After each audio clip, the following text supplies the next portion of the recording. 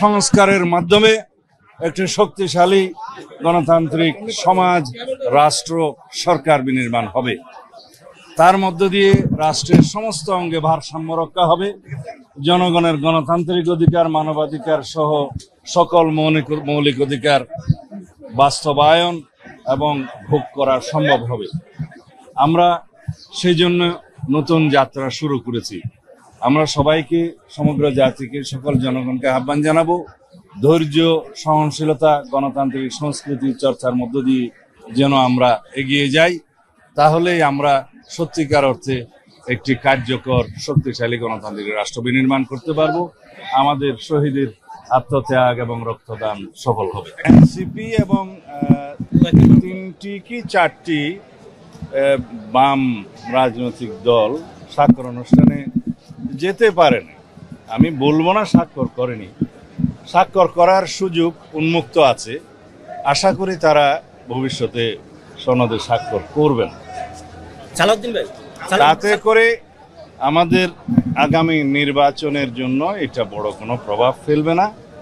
আমরা মনে করি সহনশীলতা সবার মধ্যে আসবে। হয়তো তাদের কিছু দাবি দেওয়া আছে, সেটা সরকারের সাথে আলাপ আলোচনা করবে।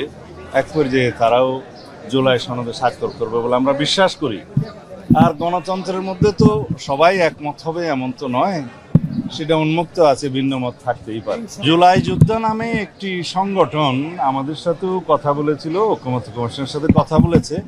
তাদের একটা যৌক্তিক দাবি ছিল, সেই যৌক্তিক দাবিটা পূরণের জন্য আমি নিজেও স্ট্যাটাস দিয়েছিলাম, কথা বলেছিলাম, এবং সেটা ঐক্যমত্য কমিশনের সভাপতি প্রফেসর আলী রিয়াজ সঠিকভাবে অ্যাড্রেস করেছেন, সেটা প্রেসে বলেছেন এবং সংশোধন করেছেন। এরপরে তাদের অসন্তোষ থাকার কথা নয়। যে সমস্ত বিশৃঙ্খলা হয়েছে আমরা খোঁজ নিয়েছি, এটা তদন্তনাধীন আছে।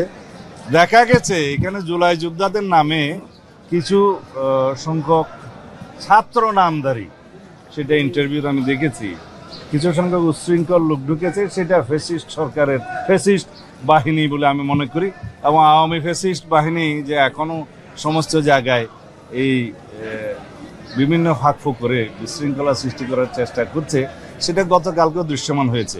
এখানে কোনো জুলাই যোদ্ধা, সঠিক কোনো জুলাই অভ্যুত্থানের সাথে জড়িত কোনো আমার মনে হয় কোনো সংগঠন অথবা কোনো ব্যক্তি জড়িত থাকতে পারে না।